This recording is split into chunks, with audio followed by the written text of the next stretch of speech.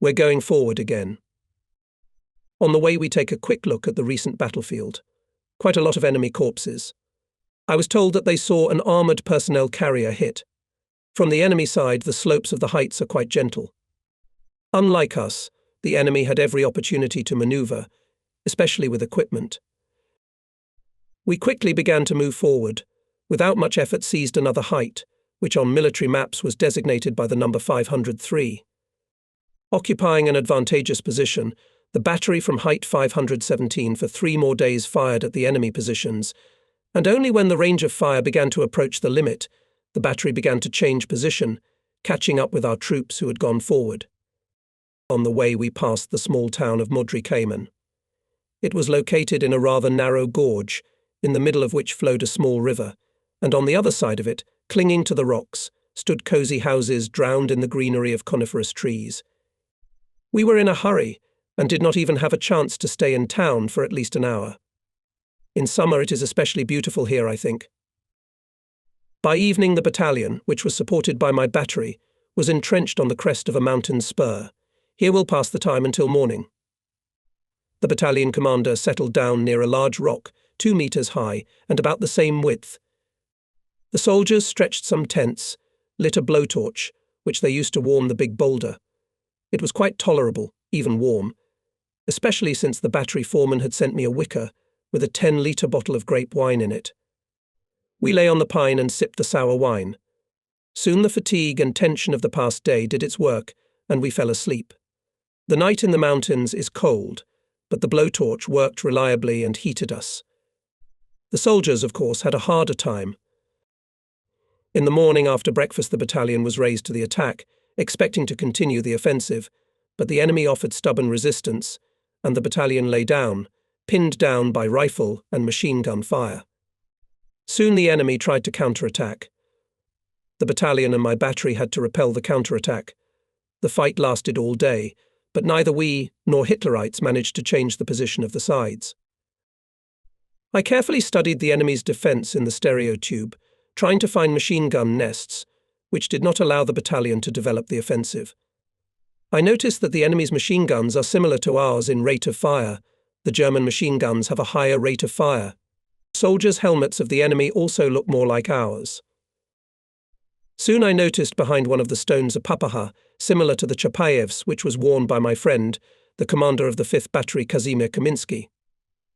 I called Kazimir and asked him to raise his papa over the rock on a stick.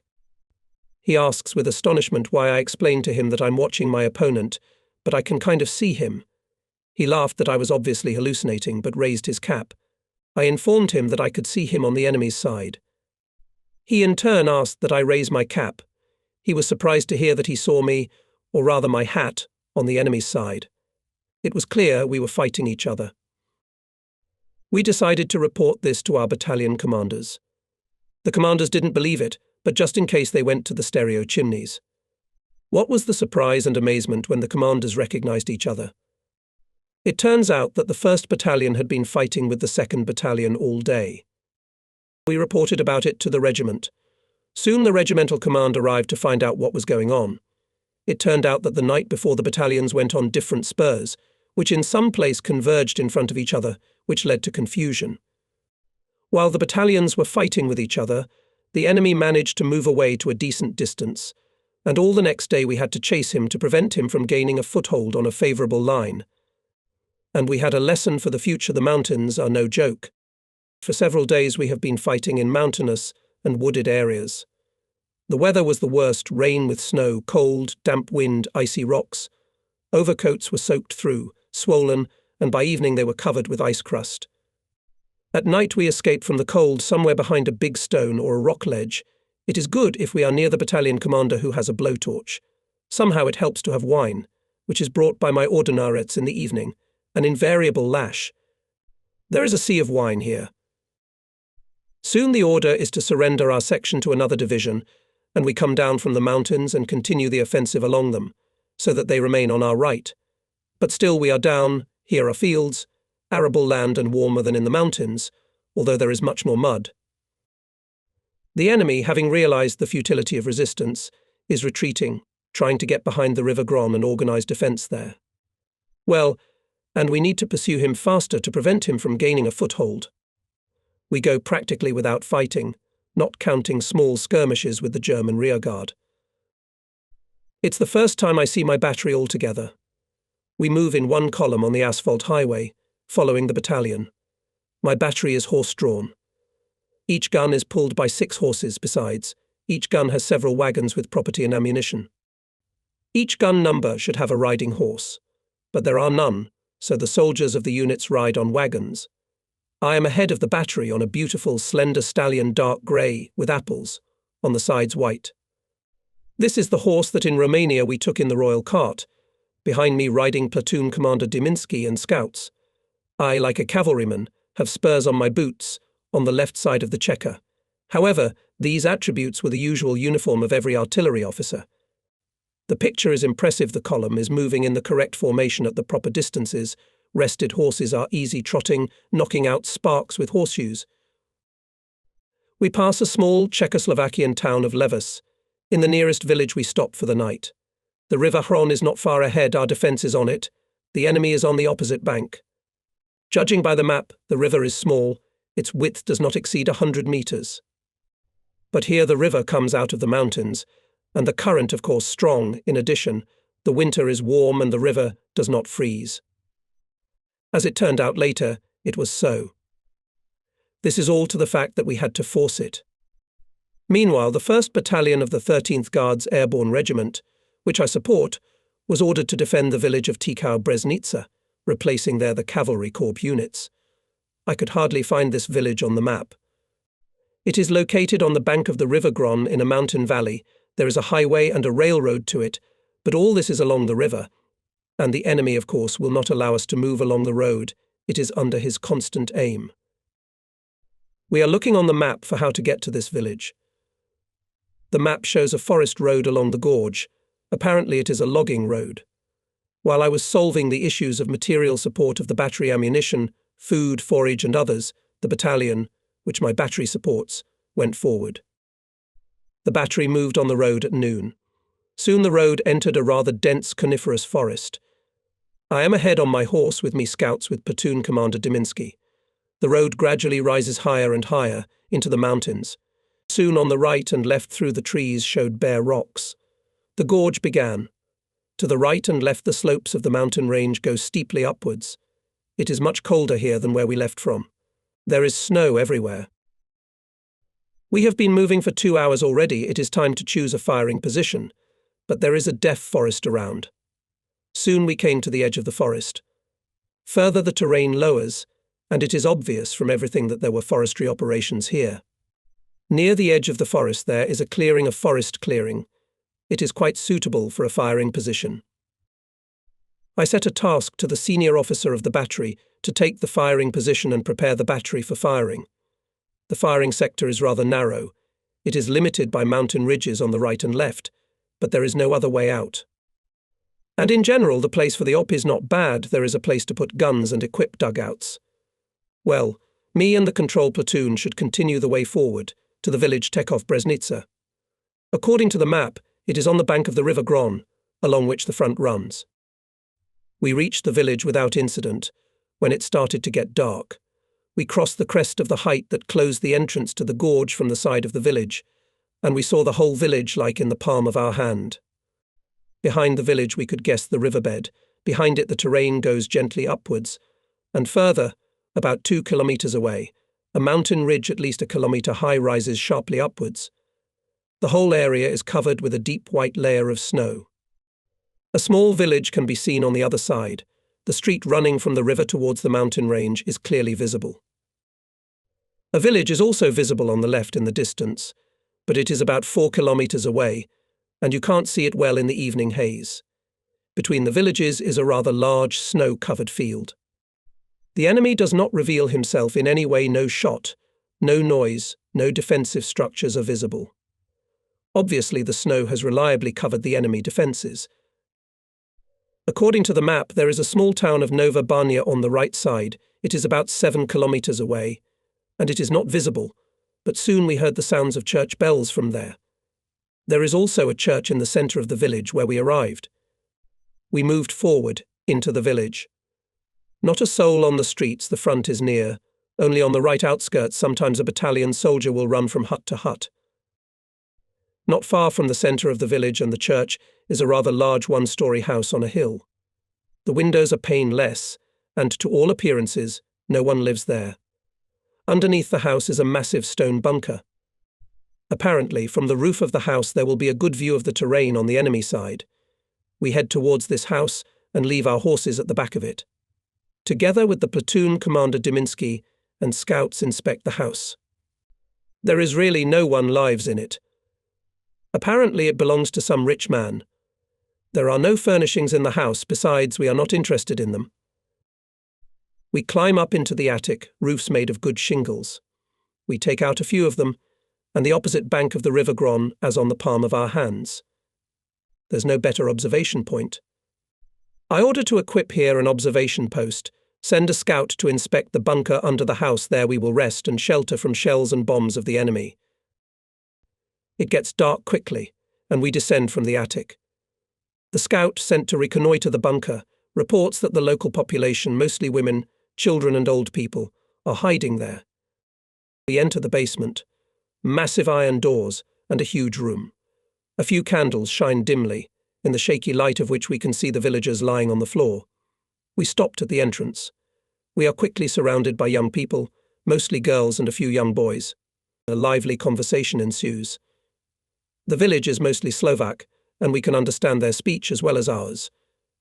Of course, not all the words can be understood at once, but the meaning is clear. We settle down at the entrance on the floor, where there is some straw. My soldiers are not lost, chatting cheerfully with the local girls, who are obviously bored without their peer boys. The previous day has been a busy one, and we quickly fall asleep with our guards posted.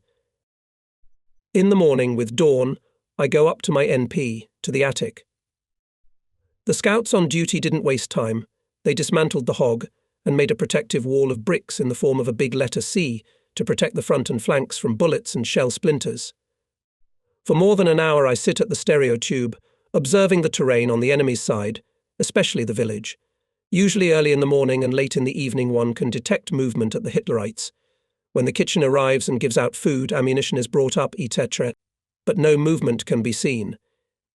Everything is covered with a thick layer of blinding white snow. I leave Diminsky with scouts at the NP.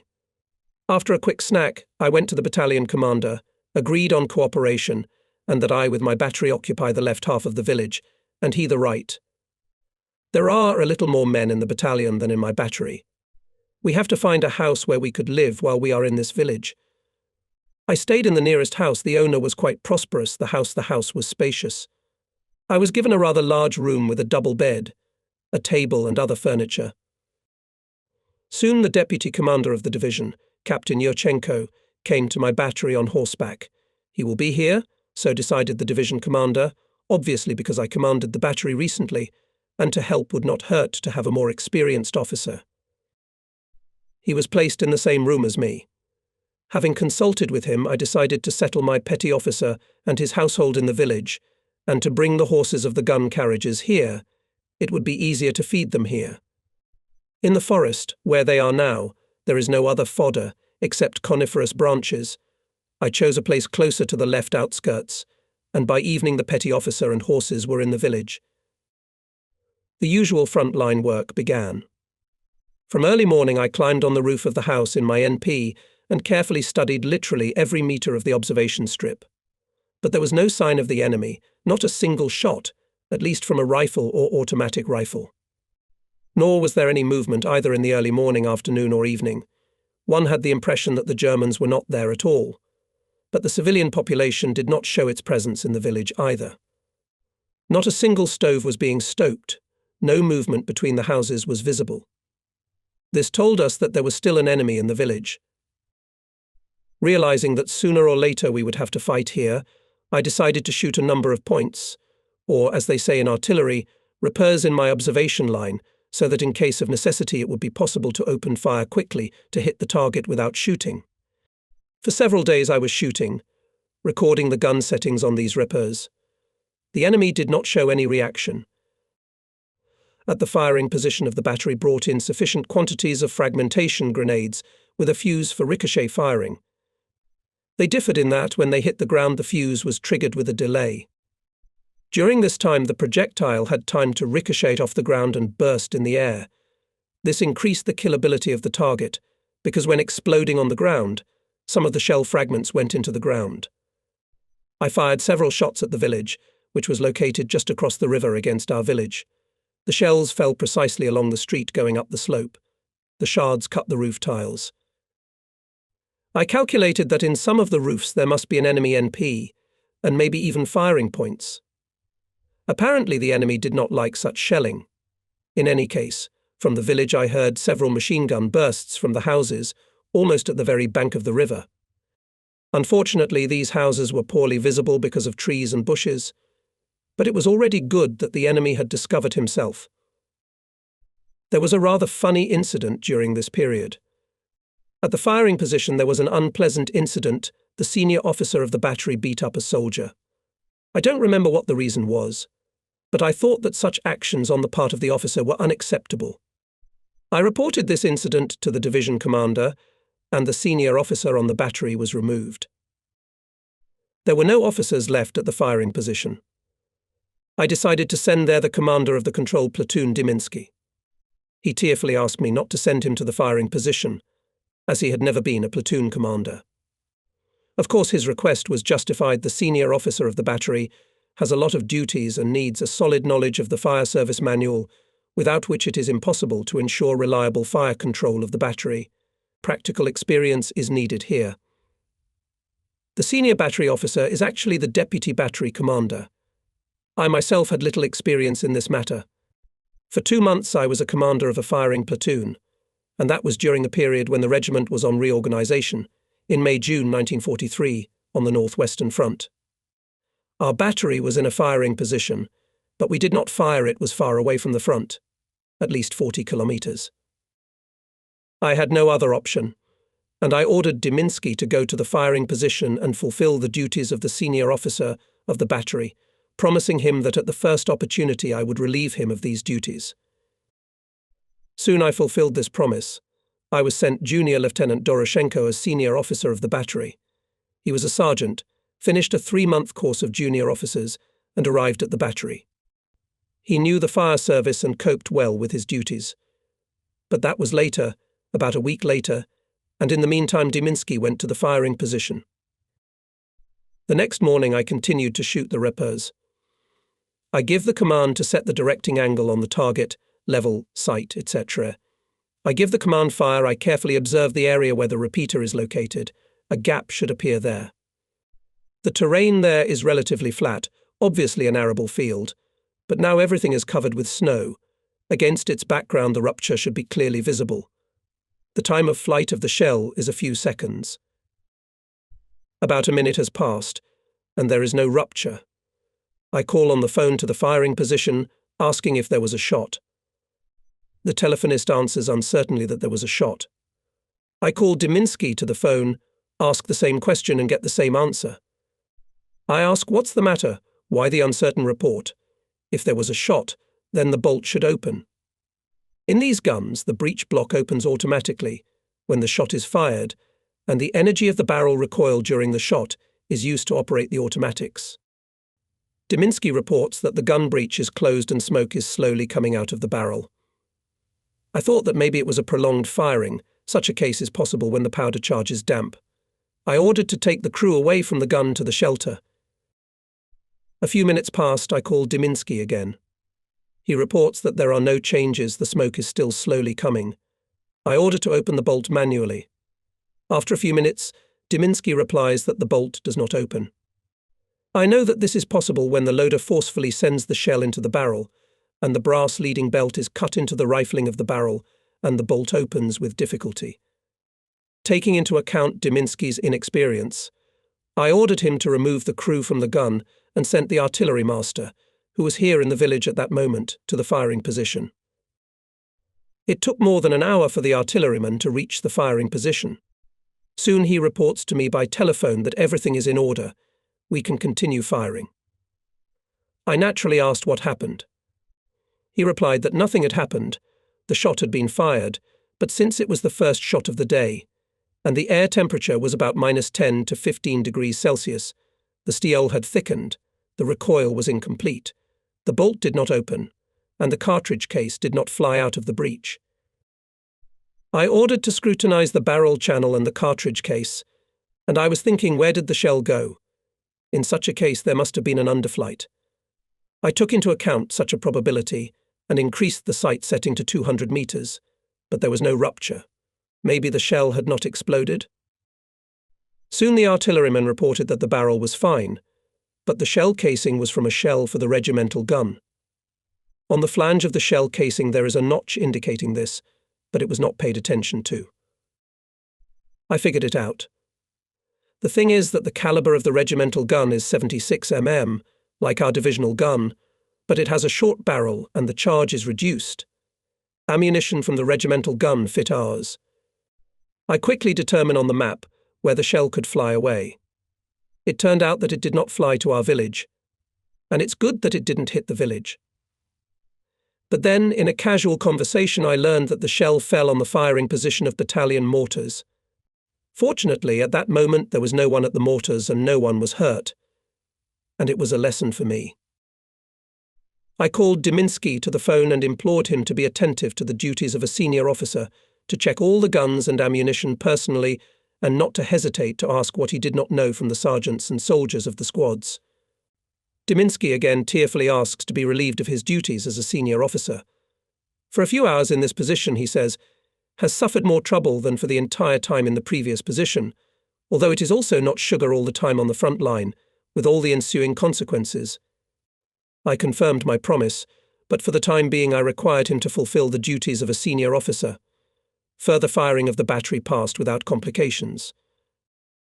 After the war, in the 80s, when my younger son Yevgeny studied at the Kiev Higher Military Aviation Engineering School, I came to visit him and found Diminsky in Kiev, who worked in the Supreme Council of Ukraine and held there a rather solid post of the head of the awards department.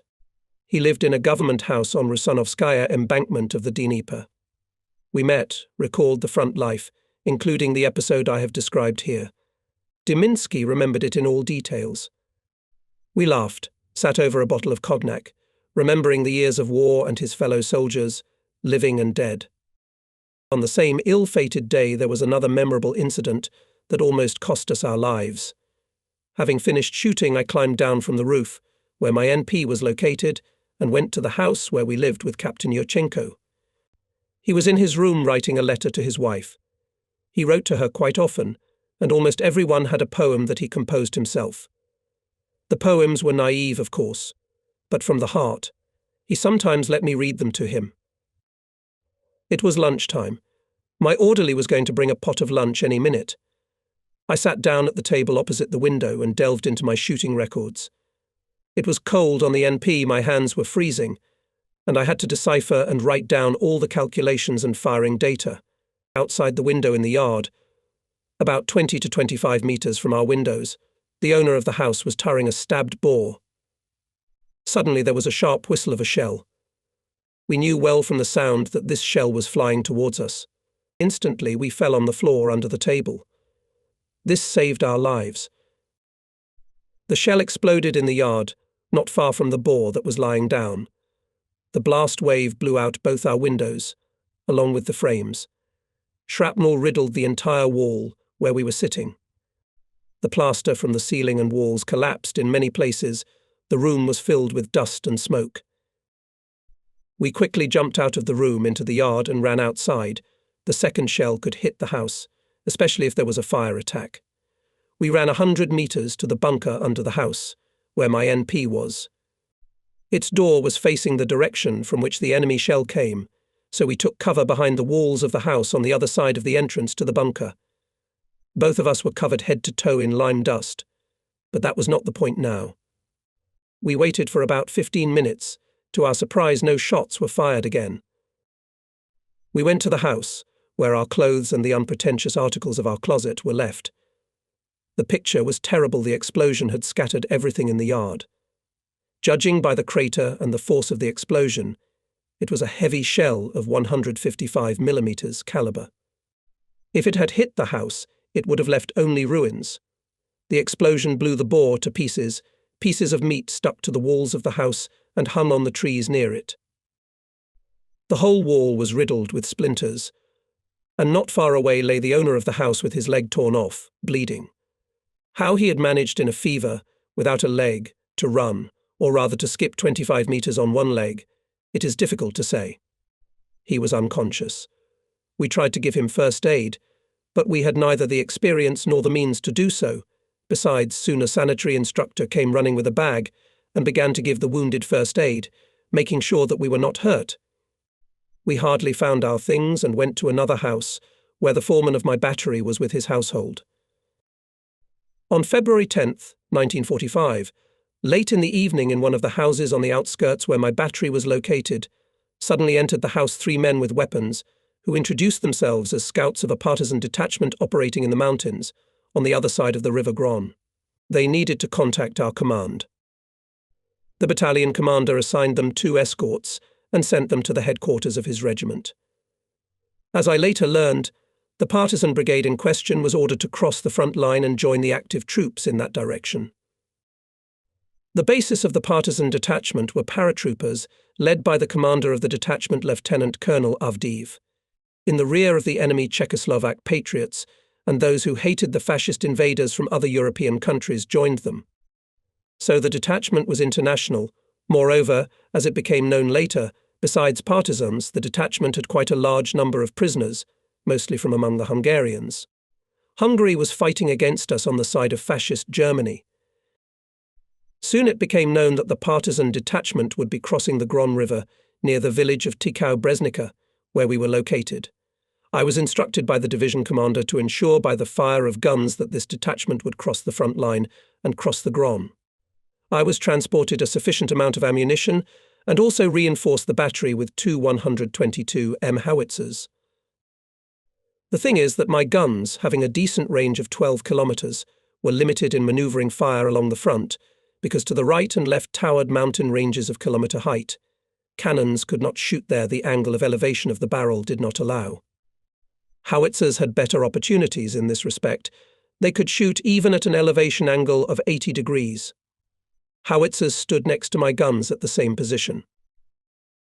On February 13th, 1945, in the evening, a large command arrived at my NP, the commander of the artillery division, Colonel Jurievsky, the commander of our regiment, Major I.P. Lebedev, the division commander, Captain I.D. Savin, and accompanying them. I reported to the chief the situation, shot repairs and readiness of the battery to fulfill the task. The superiors were satisfied. From my NP was perfectly visible place where the partisan detachment was to cross the front line and the River Gron. It was already dark, but the white snow allowed against the background of dark mountains to see this area. Soon, somewhere in the distance, in the mountains on the enemy's side, gunfire was heard. Flares hung in the air, obviously. The guerrillas had come across the enemy's combat guard. In order for the battery to fire, it was determined that the guerrillas would give a signal with a red rocket in the direction in which to fire. So far there was no such signal, and we looked with tension to where the sounds of battle could be heard. The firing on the other side of the river was getting closer. Soon we also saw the signal to support the battle of the detachment by the fire of the guns. We had to suppress enemy fire from the outskirts of the village, which was to our left on the other bank. I had a repeater there, and I immediately opened fire on the enemy with rapid fire from all the guns. The bursts were clearly visible, and soon the firing on the partisans from that side of the village ceased. It was guessed in the darkness that the detachment had approached the river and had begun to cross it. To ensure the crossing and help the guerrillas, I allocated several pairs of horses and the necessary number of soldiers. The sappers stretched a cable, and with the help of horses the crossing was carried out. The river is mountainous, very fast, deep enough, and of course the water is icy. But as it became known later, the crossing was quick. The artillery commander got into the taste and decided to give a salvo from the guns of the fighter anti-tank regiment, which was at a distance of almost 10 kilometers from us. The regiment had the same guns as my battery. I expressed doubts about the expediency of this volley, because the regiment had to shoot almost at the extreme range. which means that there would be a large dispersion of shells and, instead of helping, you can hit your own. In addition, I knew that the fighter regiment was designed to fight with tanks' direct fire. For them, firing from closed positions was a secondary matter, and I knew from previous experience that in this matter the Iptapovs were not very well prepared. But my superiors decided in their own way. The command to fire, i.e., to fire a regimental salvo, came over the radio. Before we heard the volley of guns, one of the shells fired by the regiment hit the roof of our house. There was a deafening explosion, fortunately in the far corner of the roof. Shrapnel whistled. Everyone on the roof went down. The attic we were in was accessed by a ladder attached to an opening in the ceiling of the house. Next to it was another hole in the ceiling. It was left over from dismantling the brick for the NP. This opening led directly into a tiled stove that was downstairs in one of the rooms of the house. In the darkness and commotion, one of our guests fell into that hole. It was dark, you couldn't see anything. And you couldn't turn on the light, the front line was nearby, and the enemy was only 500 to 600 meters away. When we started to sort things out, we couldn't find the artillery commander, Colonel Jurievsky. When we started looking for him, we heard swearing, muffled by the walls of the rooms. When we ran up there, we realized what was going on. The commander had fallen right into the stove, and in addition, a nurse who had been brought with him by our regimental commander had fallen on top of him. They quickly broke down the furnace and pulled out the commander, and then the nurse. The case, of course, is comical, but at that moment it was no laughing matter. We checked everyone who was at the NP. Fortunately, there were no wounded or killed. The superiors were in no mood to resume firing. I was ordered to continue to independently provide fire for the passage of the guerrilla detachment. With that, the commanders left. Only then, the next day, sorting out all the vicissitudes of the night, we laughed heartily. The crossing of the partisan detachment across the River Gron continued. The artillery fire of my battery apparently forced the Germans to abandon the pursuit of the guerrillas. Along the outskirts of the village nearest to the crossing, occupied by the enemy, the battery put NZO. Shell after shell flew in that direction, not allowing the enemy to organize the pursuit of the guerrilla detachment. Only machine gun bursts were heard. Mortar battery of the enemy was suppressed by the fire of my battery at the very beginning of the battle, and now did not fire. By midnight on February 14th, the partisan detachment of Lieutenant Colonel Avdiv finished crossing the Gron River. It was subsequently disbanded. Partisans from the Soviet Union joined our regiments, and the rest, according to their wishes, joined the International Battalion. This battalion was transferred to the 3rd Guards Airborne Regiment of our division. It was commanded by Captain Kolutiev, and the commissar was the Czech Mizjarek. The operation of the partisan detachment crossing the front line was later included in the 6-volume book The Great Patriotic War as a classic example of tactical interaction between the front troops and the partisan detachment. 2 or 3 days passed, and I receive an order to return to my division and occupy the NP near the village of Pukanitz. A similar order was received by the commander of the battalion I was supporting. Obviously, we were sent here to ensure the transition of the partisan detachment. By noon the next day, I with the battery was already in the division. The battery took up a firing position near a village. I don't remember its name. NP was organized near the village of Pukanitz. It stood on the very bank of the River Gron, about 15 kilometers from the village Tekau-Breznica, downstream of the river. The opposite bank was clearly visible from the NP, but the river itself and the coastal area could not be seen, because of the rocky outcrops in front, behind which the mountains steeply stepped down to the river. Here we already fought with great comfort at night. On the NP remained on duty officer, scouts and communicators from each battery. The rest went down to the village in the evening and slept in houses, and early in the morning they were again at the station. On the 2nd or 3rd day after my arrival at the new NP, I was on night duty at the observation post.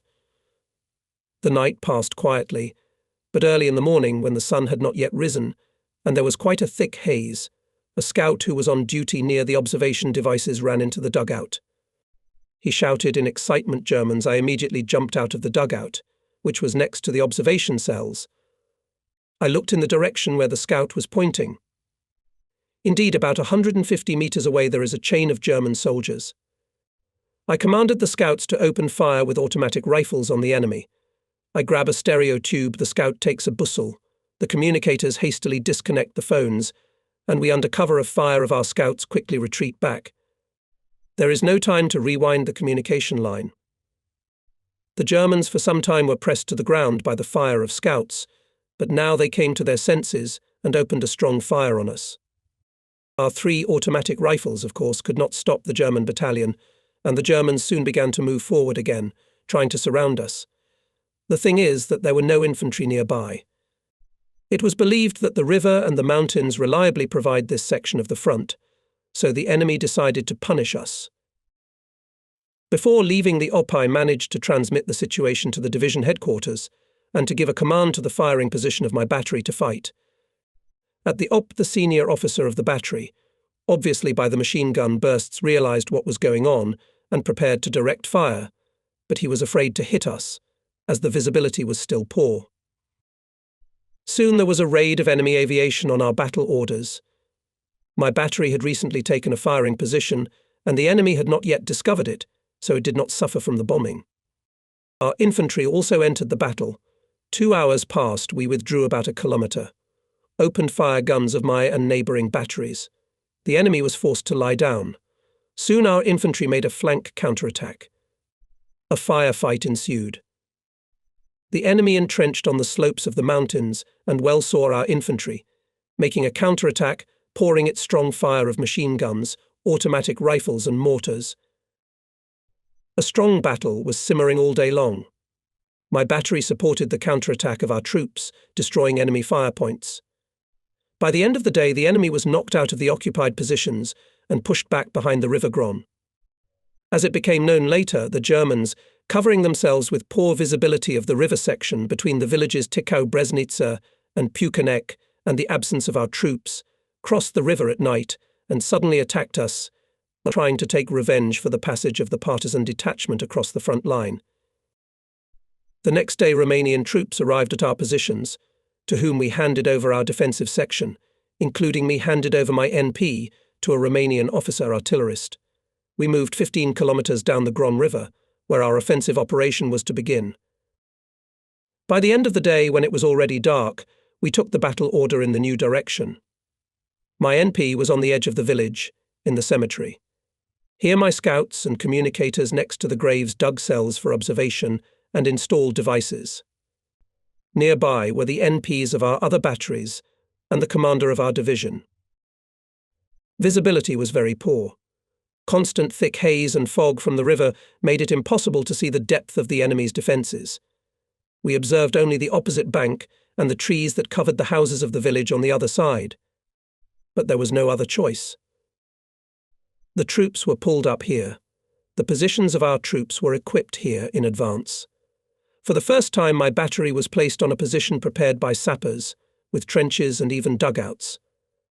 Due to the proximity of the Germans, engineering works were not carried out at the NP in order not to attract their attention, so we equipped it ourselves. All night long ammunition was brought to the firing position. Never before had there been so many shells on the battery.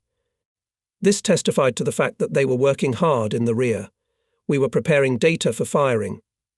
In addition, we had to receive and sort the ammunition, to remove the residue from them, etc. In the morning, the artillery preparation was to begin, followed by the advance of our troops. The river fording had to take place during the period of artillery-free preparation, so we had special requirements. Not a single shell should not fall into the river and hit our own. Meanwhile, the width of the river is less than 100 meters, and the enemy's leading edge close to the shore. In this case, it is usually said that from the artillerymen required jewellery work. This can be understood if we take into account that the normal dispersion of shells when firing is not less than 200 meters, and we have to strike at the front edge of the enemy, which is closer than 200 meters from our front edge. There is a lot to work on. Offensive always caused both soldiers and officers a sense of excitement. It was awaited and prepared with impatience, although they knew perfectly well that any attack is always associated with greater losses than in the defence. Defence exhausted inactivity, if this word is applicable to combat. But even here there was enough work in abundance, especially physical work. It was necessary to dig many kilometers of trenches, dugouts, and all this was done by soldiers and officers, and mostly with elementary means a soldier's shovel, and often a helmet and a bowler hat were also used. In the vicinity of the enemy, under his fire influence, you can't work with a trowel, and a soldier without a trench feels defenseless. A stray bullet or shrapnel, not to mention bombing or artillery fire, could either kill or wound. This was well understood at the front, and there was no need for any command for digging. The soldiers themselves dug a shelter for themselves whenever possible. At the same time, they knew well that this work was becoming useless, because sooner or later the offensive would begin and the trench would not be needed. In addition, the defence did not solve the main task, the liberation of the territory occupied by the enemy. This caused a feeling of dissatisfaction, although everyone understood that before conducting an offensive, it was necessary to have the forces and means for it, and time and defence were needed to create the conditions for it. On March 25, 1945, the offensive of the right wing of the Second Ukrainian Front began. As it should, it began with a powerful artillery preparation. The operation that began was limited in the number of troops and the objectives of the offensive. In this regard, the amount of artillery engaged for its conduct was relatively small. Therefore, the artillerymen had additional and difficult tasks it was necessary to make up for the lack of artillery by increasing the intensity of artillery fire. That is, each gun had to fire significantly more shells than in a conventional artillery offensive. On March 25, 1945, the weather was overcast and visibility was very poor. There was little intelligence about the enemy defences, and the artillery began artillery preparation by firing on the areas. Artillery headquarters, knowing the approximate structure of the enemy's defence, divided it into separate sections, and each division received its own section on the first and subsequent lines of the enemy's defence. The artillery preparation began, as usual, with a salvo of Katyusha rocket launchers. For the first time my artillerymen were firing at maximum rate. One by one I gave a command to the firing positions, for example, plot 102. 24 shells volley fire. The gun crews loaded the guns with the highest possible speed and fired 24 shells each. It was accepted in artillery that this was the maximum number of shells possible for a fire raid. After such an expenditure of shells, at least a minute's pause was needed for the gun barrel to cool down. During this pause, soldiers usually poured cold water over the hot barrel. The point is that when the barrel was heated due to the expansion of the metal, the accuracy of firing deteriorated and the dispersion increased, and some shells could deflect to the side nearest to our troops and even hit their own. Because the infantry during the artillery preparation moves to the attack line to break into the enemy's trenches with a single jerk, while the artillery will transfer the fire to the next line. In addition, the calculations need to restore the gun's aiming, broken by the firing of cursory fire. One raid after another followed with minimal intervals. Although it was quite cool, 5 degrees Celsius, the soldiers took off their overcoats, and the loaders and gymnasies, and in sweat, literally, worked at the guns. The continuous rumble of shots and bursts merged into a mighty roar of artillery cannonade. Under the cover of artillery fire, our paratroopers began forcing the River Gron. Although, as I said, its width did not exceed 100 meters, but the rapid flow of the river made it difficult to ford. Nevertheless, our advanced units managed to force the river and engage the enemy on the other side. The front line, or rather, the positions of the German Guard were near the river, and the initial positions of our infantry on this side, and the distance between them was also no more than 100 meters. It was risky to conduct a massive fire on the positions of the enemy guard because of the dispersion of shells, which exceeded 100 meters. Their shells could hit their own troops, and this was unacceptable. Tasks to destroy enemy fire points on the opposite Bankard battalion and regimental artillery infantry, whose guns did not participate in artillery training. But the visibility of the battle was very poor because of the fog over the river. Besides, the Hitlerites' firing points were well buried in the ground and camouflaged. Regimental and battalion guns were firing direct fire at random, at the sound of enemy machine gun bursts, and the effectiveness of their fire was not high. Therefore, our infantry immediately had to fight fiercely on the other side, which often came to hand-to-hand combat. The offensive was difficult and slow. We managed to capture only a small bridgehead. There was a village there. We had a part of the village, the Germans had another part, who often counterattacked, trying to restore the situation and push our infantry into the river. They had tanks, and our infantry did not have tanks. There was no bridge for them, and the ferry could not be launched yet. The whole river was shot by machine gun fire, mortars and enemy artillery. The interaction of our artillery with the infantry was organized in such a way that with each battalion there was our battery commander, and with the regiment the division commander with control body scouts, liaison officers, calculators, and so on. Our division commander, Captain Savin Ivan Dmitrievich, with 2 battery commanders, 5th Kazimir Kaminsky and 6th Martyshov with scouts, radio operators, communicators, crossed to the bridgehead. I was ordered to stay on this bank and control the fire of the batteries on the commands of the division commander, which he was to transmit through me. In addition, I was obliged, in case of the death of those who had crossed to the bridgehead on their own, to make decisions for firing. Soon radio communication with the division commander was established. He began transmitting commands to me, and I transmitted them by field telephone to the firing positions. The fierce fighting on the other side continued all day. Although my NP was not far from the riverbank, at the local cemetery, the visibility was very poor because of the fog, and there was a wall of trees on that bank, so it was almost impossible to see what was going on there. Only by the sounds of machine gun bursts and shots of enemy tanks we could guess that the battle was going on somewhere in the centre of the village. Our batteries were firing almost without respite. They had already fired hundreds of shells, but the enemy was resisting stubbornly. One counterattack follows another, and our batteries are firing all the time, supporting their paratroopers. Only in the evening, when it was already completely dark, some success appeared. Under cover of night, the enemy began to withdraw. Our infantry went to the far outskirts of the village, and there to consolidate. With dawn, the enemy, of course, will try to restore the situation, to dislodge our troops from the village. I received an order from the division commander to change NP and arrive on the outskirts of the liberated village. On a primitive ferry of several boats we crossed the Gron, and soon I took up an NP on the far outskirts of the village.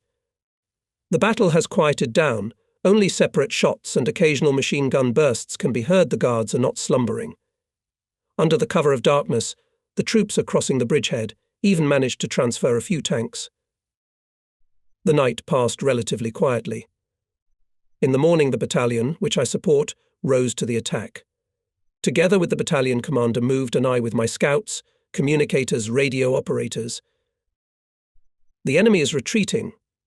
Sometimes bursts of fierce gunfire in one place or another. Obviously, the Nazis cannot break away from our troops to take a new line of defense and organize there a system of fire. We know that we cannot in any case give the enemy such an opportunity, otherwise we will have to break through his defense with all the undesirable consequences for us. To some extent, we are succeeding. Within 2 days from the beginning of the offensive, the enemy's defenses were broken through, and he began to hastily withdraw. Ahead are the Nitra and Wey rivers. They flow parallel to the River Gron, and the enemy will obviously organize the defense here. For forcing the River Gron and breaking through, the German defense regiments of the division were awarded orders, including our regiment, the 4th Guards Artillery, was awarded the Order of Kutuzov 3rd degree, and the personnel was announced the gratitude of Supreme Commander-in-Chief Stalin. The offensive of our troops continues. The weather is slushy mud, often there are tedious cold rains. By night it is freezing, clothes are damp and become stiff from the cold. It is good if we manage to find a stack of straw or at least some woods for the night, but most often we have to spend the night in the field. We dig dens in which we try to warm ourselves somehow. The enemy stops in villages for the night, and it is almost impossible to knock him out in the evening with our thinning forces. Several tanks and armoured personnel carriers of the enemy open frantic fire, not letting us near the village. In the darkness it is very difficult to detect them, especially since they are constantly changing position. We are advancing along the mountains. On our right, a kilometre away, the Czech Tatras begin. We are moving along the plain at the maximum pace for this time of year. The task is not to allow the Hitlerites to break away from us and gain a foothold on the opposite bank of the river Nitra. It is wider than the Gron and just as fast. It will not be easy to ford it. My battery is always on the move. I am with scouts and communicators in front, in the chain of the battalion. Fire platoons of the battery with guns follow 2 kilometers behind, in readiness, if necessary, to deploy and fire. When the enemy offers no resistance, the battalion rolls up in column and moves at maximum speed. My battery catches up with us and follows the battalion. We have to move almost all the time on country roads, and even in the fields, directly behind the battalion. The mud is up to the hub of the wheels. Horses and men are exhausted, overcoming the fields, and on the roads it is not easier. I'm on horseback. I have a beautiful large stallion of grey colour in apples, a trophy from the royal stables when we were advancing through Romania. Sometimes we manage to move on a paved road. My stallion, trained in the royal stables, makes beautiful pretzels. On the asphalt, moves one side or the other, then goes a beautiful trot, knocking out sparks with his hooves. Sometimes you can even see smoke from under his hooves. The infantry is on foot, so the battery makes stops it is necessary to inspect and feed the horses, check the harness. Leaving the platoon commander in the battalion, I went to the battery with my orderly, and there I did my business. I inspected the guns, horses. I had to talk to people. The population of the liberated Czechoslovak villages welcomes us very happily. Sometimes they block the street, detain us for some time. Spontaneous rallies arise, but most often the genuine joy of the local population turns into a small, cheerful celebration. Every resident, especially young people, tries to treat us with something light. Natural grape wine, bread, lard and other products are gladly accepted by the soldiers, especially since when there will be a kitchen, and whether there will be at all, it is difficult to say. The battalion has its own kitchen, and we have one kitchen for the whole division, and where it is unknown. So the soldiers do not get lost, enjoying the treats of grateful people. There are no problems with horse fodder either. At the end of March one evening, without a fight, we enter a large Slovak village. It stands in a gully. Behind the village there are heights. The enemy is entrenched there. His combat guard, as usual, launched one after another flares, fearing a surprise attack of our units. In the house where I and the battery stopped for the night came the chief of staff of our division, Captain Dergachev Pavel Vasilievich. I had long been chief of intelligence of the division, and we knew each other well. He informed me that the command decided to send to the rear of the enemy detachment consisting of a battalion, which I support, and my battery. The withdrawal to the rear of the enemy is scheduled for tonight. He offered me to go together to the battalion commander to clarify the task and organization of interaction. Together with the chief of staff went to the battalion commander. The night is dark, the sky is covered with clouds, drizzling fine rain. Once in a while an enemy rocket takes off, illuminating the nearby terrain with pale light. The enemy is no more than a kilometer away. Mud squelches under my feet, and I can't see the puddles in the darkness. I remembered that I have a trophy flashlight bug in my pocket. I am walking behind Dergachev. The flashlight is hidden in my sleeve, so that its light was not far visible. Otherwise you will certainly get a machine gun turn of the enemy, who can see the village well. I pressed the lever of the flashlight, and it buzzed as it should, illuminating the path we were walking on. The moment I switched on the flashlight, Dergachev falls to the ground and shouts to me, "Get down." Following him, I fall down next to him in the dirt. I ask Pavel Vasilievich what happened. He replies, "Didn't you hear it?" A mine rumbled. Obviously it didn't explode. My hearing is bad after a contusion. I might not have heard the sound of a falling mine. We got up. Pavel Vasilievich was cursing in silence. We got dirty in the mud. We go further. I pressed the flashlight lever again, and at the same moment Dergachev fell to the ground, dragging me with him. Again it did not burst. I reply that I heard nothing. He, as usual, replies that, say, a bear stepped on my ear. That's why you can't hear. When I turned on the flashlight for the third time, Dergachev smacked me in the ear, so that I could barely stay on my feet. He took the sound of my buzzing flashlight for an enemy mine, and only now realized that it was me and my flashlight that was to blame for the fact that we had fallen into the mud twice and got soiled from head to toe. He scolded me unkindly for this unpleasant episode and, continuing to grumble, took the flashlight from me, after which we moved on. Soon we arrived at the battalion commander's office. There was also the regimental commander, who set a task for our detachment. It consisted in that night to penetrate secretly from the enemy into his rear and, without getting involved in the battle, overnight to go as far as possible, deep into his defences. The next day we were to capture the railroad bridge over the River Nitra, the only one in our direction, and hold it until the Soviet troops approached. The battalion commander decided to move out at midnight. There were 25 kilometres to the River Nitra, and we had to reach it by morning.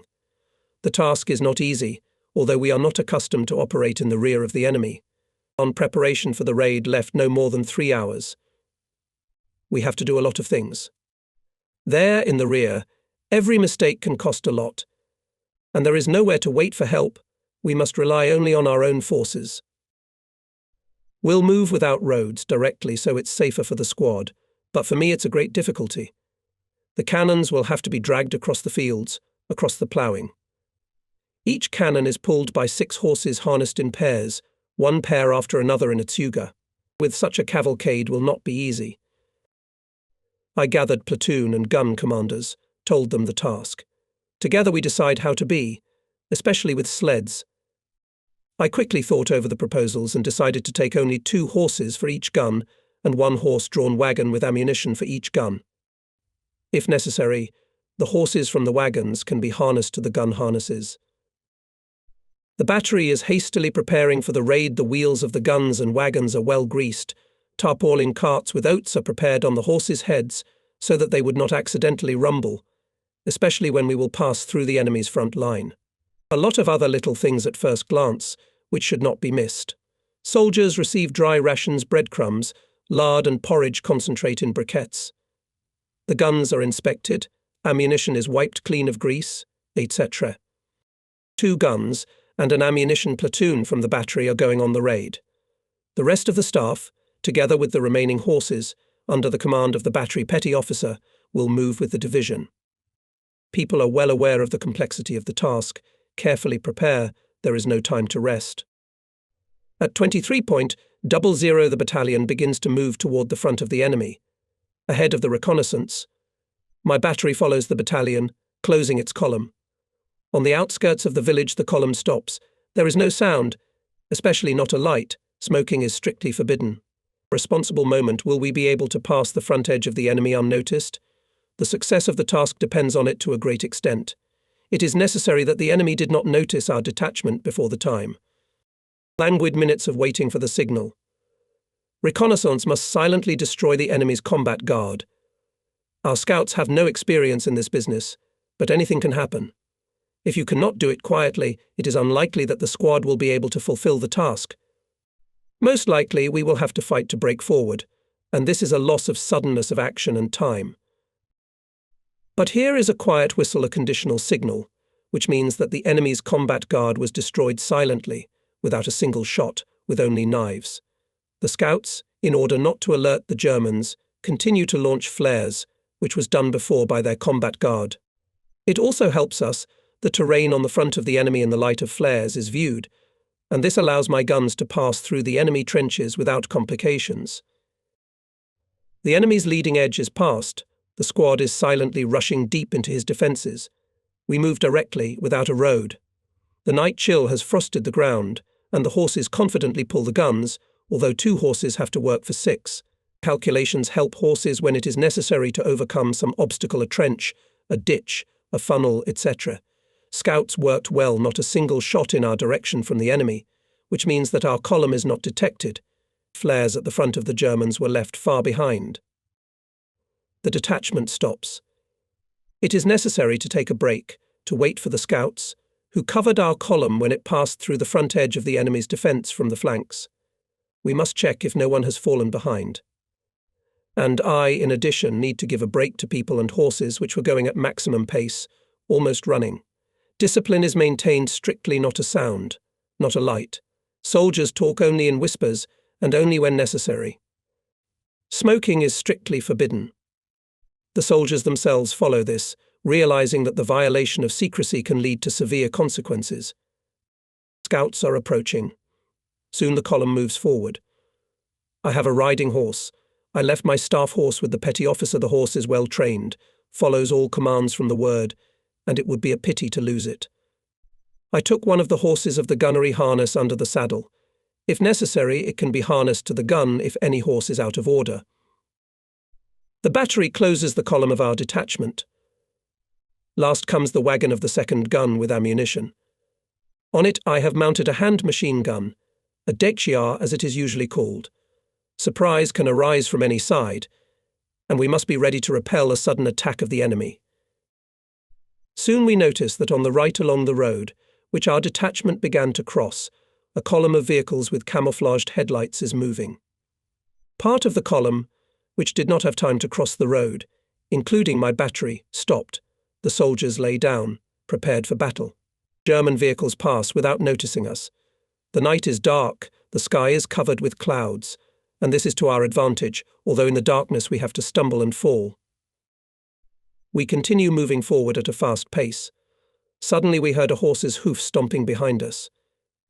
I gave a command to the machine gunner to be ready. Soon a horse with a rider on it comes out of the darkness at full gallop.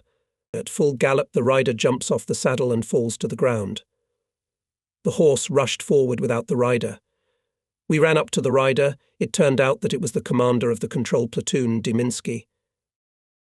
When we started to get ready for the raid, he went to another house and fell asleep there.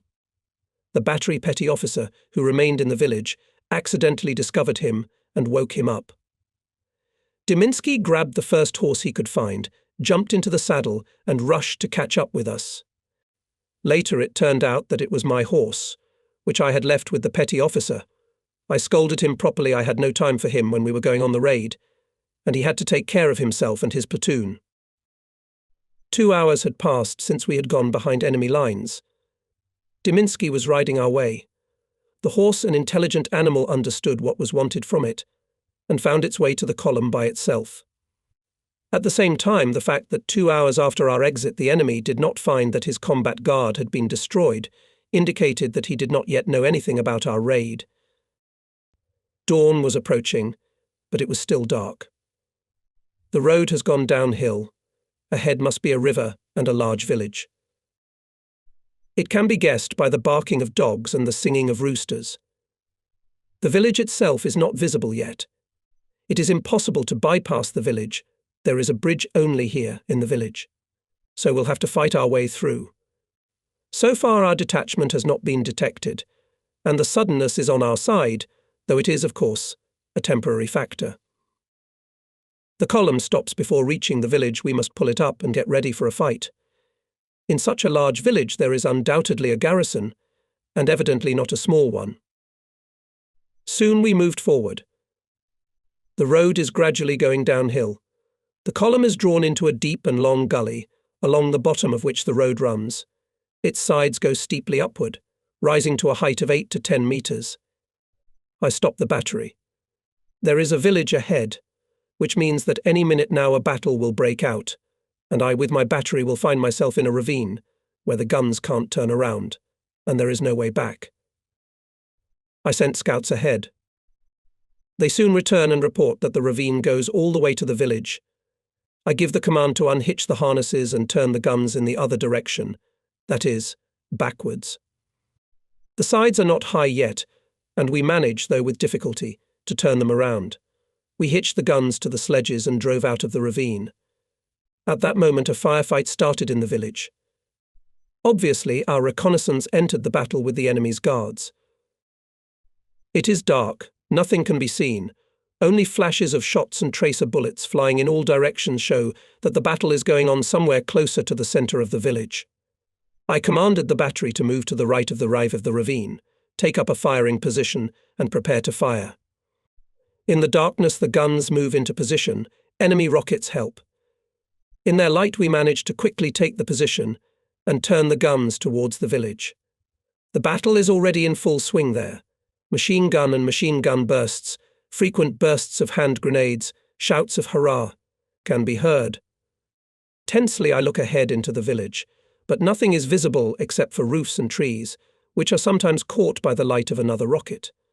My guns are ready to fire, but it is dangerous to fire. You can hit your own. There is no news from Diminsky, who is with the battalion commander. Evidently, they themselves find it difficult to determine where the battle is going on. Here, all hope for the paratroopers. Acting in small groups, they attack, not allowing the enemy to come to his senses and seize the initiative.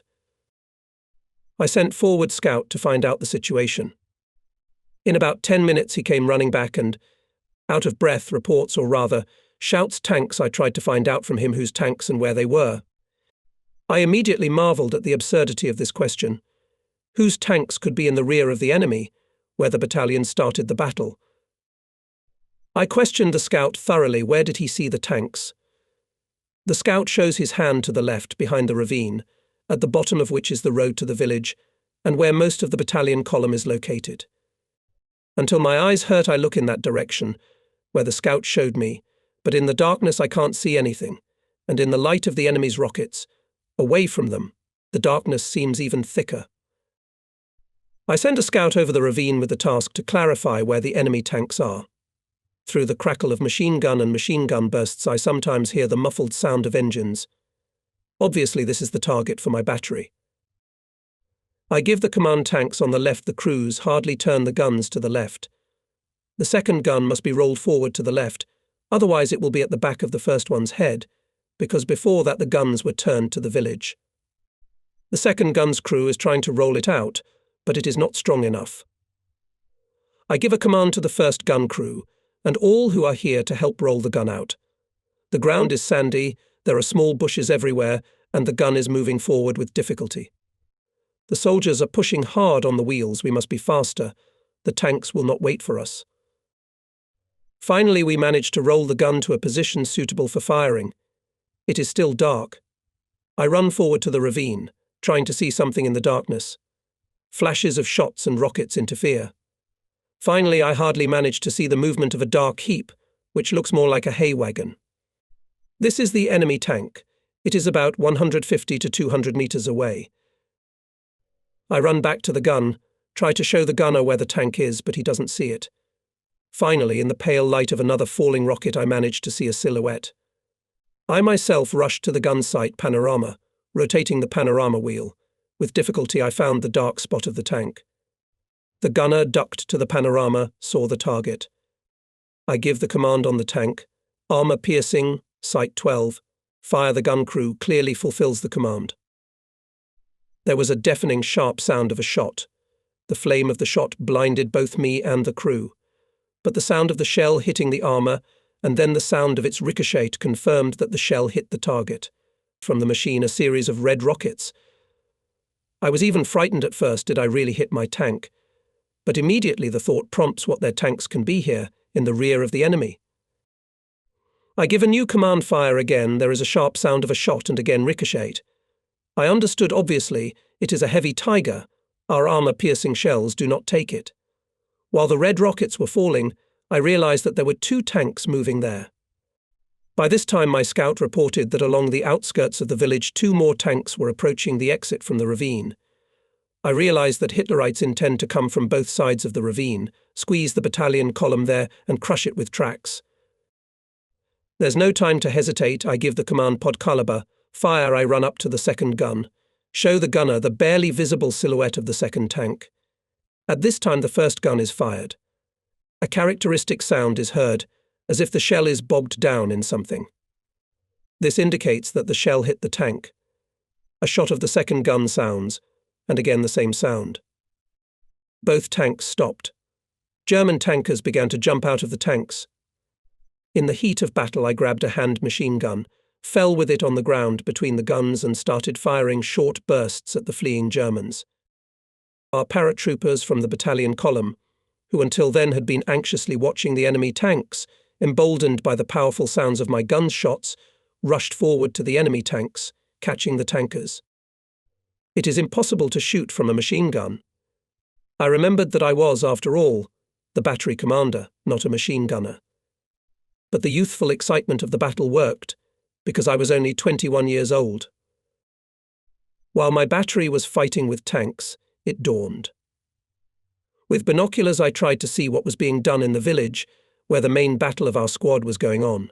2 other tanks, which moved along the outskirts of the village to the other end of the ravine, in which is part of our detachment, the kitchen of the battalion, wagons with ammunition, food, etc., are standing motionless. Apparently the battalion guns have dealt with them. Machine gun and machine gun bursts, grenade bursts are heard somewhere in the centre of the village. Our paratroopers are attacking house after house. Apparently there was a large German headquarters here, and the battle is fierce, but the initiative is on our side. I can see through binoculars as German soldiers, some half-undressed, white shirts on their backs, run out of the village on its far outskirts. They run to the straw stack that stands behind the village on the top. It is quite cool outside, obviously below zero, and the undressed Germans, of course, are cold, so they are hiding in the straw stack. From the side where we were firing at the tanks, apparently there is no danger. It is urgent to turn the battery towards the village. My battery men amicably piled on the guns. The first gun is turned 90 degrees and ready to fire. The second gun should be rolled out 50 meters to the right. All those who are not engaged at the first gun piled on the second. We can't fire at the village where the battle is going on. We might hit our own men. I decided to fire a few shots at the straw stack and set it on fire to warm up the Germans. I give the command on the straw stack behind the village, aim 40 to the first gun with incendiary shell fire. The first gun fired sharply and powerfully. The second gun fired at the other end of the stack. Howling shells fly above the stack and burst somewhere far behind it. With all my might I shout another command aim under the base of the stack, fire. Once again in the morning air the gun shot sounds powerfully. The shells hit the stack. I give the command 2 shells each, rapid fire once again the shot sounds, and the stack went up in smoke, and then the flames appeared. The Germans, like mice, began to jump out of the straw. They really looked like mice in their mouse-coloured overcoats. Under such an artillery cannonade our paratroopers fight even more fiercely. It is necessary to break through the village and continue to fulfill the main task. The bridge over the River Nitra should be captured before the Germans blow it up. The battle in the village is gradually quieting down. The battalion takes the defence on the far outskirts of the village. It is necessary to collect the column, deal with the wounded, hastily bury the dead and forward. I order the senior officer of the battery, Drogachenko, to take a circular defence. I myself with scouts go to the village, to the battalion commander to clarify the task. In the village, everywhere visible traces of battle-dead Germans, burning cars, broken wagons. In general, a familiar picture of the battle. I find the battalion commander. He thanked me warmly for such a loud support of the battalion's battle and for the tanks that had been hit. We briefly discussed the peripetειas of the battle. From his story I finally realized that the Germans really intended to squeeze the battalion in the ravine and strangle everyone with the tracks of tanks, and that in this village was really the headquarters of the German division. Many Germans, covering themselves with darkness and hiding behind coastal trees and bushes, fled from the village along the river. We have no time to pursue them. We must go faster forward to the Nitra River, which is about 15 kilometers away. We have now discovered ourselves, and the element of surprise will not help us, ahead of heavy fighting in the rear of the enemy. I send a scout to the battery with the order to dismount and trot to the far outskirts of the village where I am. It's already dawned, and it is possible that the Germans will call their air force and start bombing the village. We have to make it through in time. Soon the battery arrived safely to the specified place and camouflaged at the outskirts of the houses. The battalion in pre-combat order, that is in company columns, moved forward, followed by me and my battery. We pass over the height, on which the haystack set on fire by us continues to burn. Ahead in the haze we can see the next village. Up to it is about 4 kilometers. It is on the way of our route. We can't avoid fighting for it. Soon the field slammed bursts of enemy mines. The enemy began to get us from their mortars. The battalion is deployed in combat order, a chain. The enemy can strike from any direction. That's why the whole battalion with wagons, kitchen moves in one chain. My battery is immediately next to the battalion chain. The guns are built in a line, one from the other 50 meters along the front, ready to immediately deploy and direct fire to support the attack of the battalion. For the first time during the war, one see such a picture in one line of paratroopers. Between the company's wagons with ammunition and wounded, there is a smoking kitchen, which on the move is preparing breakfast for the battalion, here in my guns and wagons with shells. The battalion headquarters and the combat himself are also near the chain. Gradually we descend into the gully, and the distant village disappears from view, but the enemy can't see us. We are in the dead space, and the Germans can't fire at us. Battalion reconnaissance went forward. The gully comes almost to the village itself, and we can meet any surprise. Enemy mines slam left of the battalion. Obviously, the enemy does not see us and fires blindly. The lowlands allow us to approach stealthily almost to the village itself. The battalion mortars take up a firing position in the ravine to support the battalion's attack with their fire. My battery has nothing to do here. The village is less than a kilometre away, and it is impossible to fire from a closed position. We are moving on last year's ploughing. The horses can hardly pull the guns, so the soldiers are always on wheels helping the horses. When it is especially difficult, everyone in the battery lean on the wheels, because each gun with the front weighs more than 2 tons. We are climbing up the hill. We can already see the tops of the trees on the outskirts of the village, and soon the outskirts of the houses appeared. The enemy opened quite a strong rifle and machine gun fire. The enemy mortars continue to fire. Mines fall somewhere behind us. Sneezed our battalion mortars, firing at the enemy. I stopped the guns in the lowland, where enemy bullets do not reach, otherwise they can beat the horses from the harness and then trouble. We are about 200 meters away from the village. Our infantry is lying down. We have to take a break before the rush.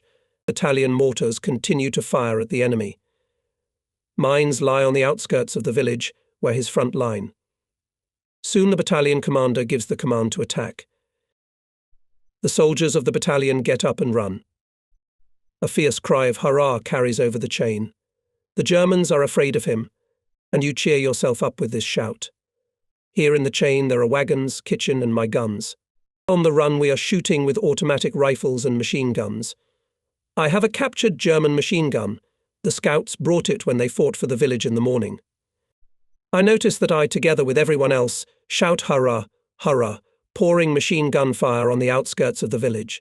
Some single impulse draws us forward, to rush into the village faster, not to let the enemy come to his senses, and there our paratroopers have a lot of skill. The chain of the battalion is already at the outskirts of the vegetable gardens, where there were Hitlerites. Furious cues of our and enemy automatic rifles and machine guns, claps of hand grenades, here and there shouts of hurrah. This is our paratroopers storming the enemy defence. I look back. My guns with sledges are near the chain of the battalion, rushing as long as the horses have enough strength. I shook my fist at the senior officer. He waved his hands. The excitement of the battle did not keep either soldiers or horses in place. I sent a scout, ordered the senior officer to quickly hide the harnesses with the guns at the nearest houses, which had already been taken by the battalion. There is no serious work for my battery yet, but I keep everyone in readiness to immediately turn around and support the battalion's actions with fire. Gradually the battle in the village subsides. The enemy could not withstand our friendly and fierce attack and leaves, covered by outlying houses and trees.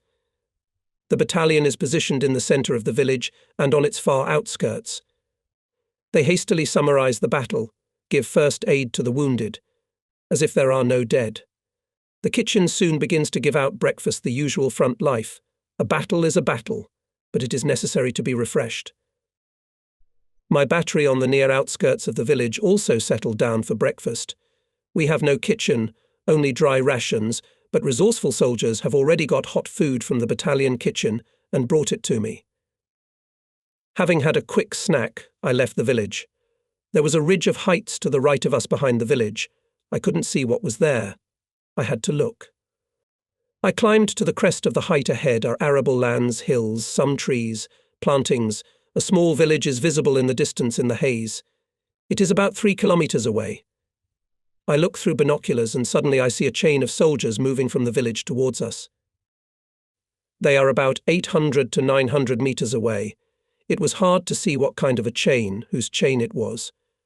I lay down on the ground, looking carefully through the binoculars. I realized from the outline of helmets on the soldiers' heads that they were Germans. I ran away to the side, lay down on the ground. I had the same German machine gun. I took aim and gave a line at the distant chain. Soldiers fell to the ground, so I got it. But soon the officer lifted the chain, and it began to move towards us again. I gave a few more bursts. To my right, about 100 meters away, a fountain of earth, the explosion of an enemy mine, and then 2 more explosions, one in front and one behind. So I hit an artillery fork. The next mine is mine. I quickly ran away to the side. I managed to cover 25 to 30 meters. As on the place where I was lying there was a fountain of earth again, a mine rupture. I jumped up and ran back to the village where my battery was. I did not do my job. I have a battery, and I am its commander, but the youthful excitement even here pushed me to do what I should have done. But there's no time to think. I sent a scout to inform the battalion commander about the enemy. Soon the battalion and my battery moved forward. We cannot get involved in a fight at this line. Sleepless night and fatigue presses, but we must endure, and the soldiers, well aware of this, do everything to fulfill the task. For 3 or 4 hours we are advancing almost without stopping. Only sometimes, then in one place or the other erupt short, fierce skirmishes with separate groups of the enemy. He has evidently lost sight of us, or does not have sufficient forces in the neighbourhood to block our way. But let the enemy's head ache about that, and we must accomplish our task. Soon a railroad bridge across the river appeared in the distance. It's about 1 kilometre away. That's our main objective. Battalion and my battery, with the maximum possible speed for us, go to the bridge. The width of the river Niter in this place meters 150 to 200. The flow is very fast, up to the mountains 3 or 4 kilometres, and the speed of the flow as in a mountain river. A short burst of fighting with a small group of the enemy guarding the bridge, and it is in our hands. The battalion commander organises the defence. My battery takes a position in the fighting order of the detachment. The soldiers of the gun crews are entrenching themselves. We have to dig trenches for the guns, ditches for sheltering the units, etc. There is enough work, but everyone knows well that the price of this work is life. In case of an enemy air raid or a battle with ground forces, without a trench is certain death. No one has to convince or push anyone. It so happened that the events about which I am writing now took place exactly 50 years ago. Today is April 4th, 1995.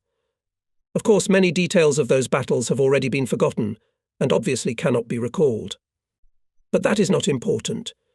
The main thing is that we then, acting behind enemy lines, fulfilled our task. We captured the bridge unharmed and held it until the approach of our troops. Our raid through the German rear, obviously, played an important role.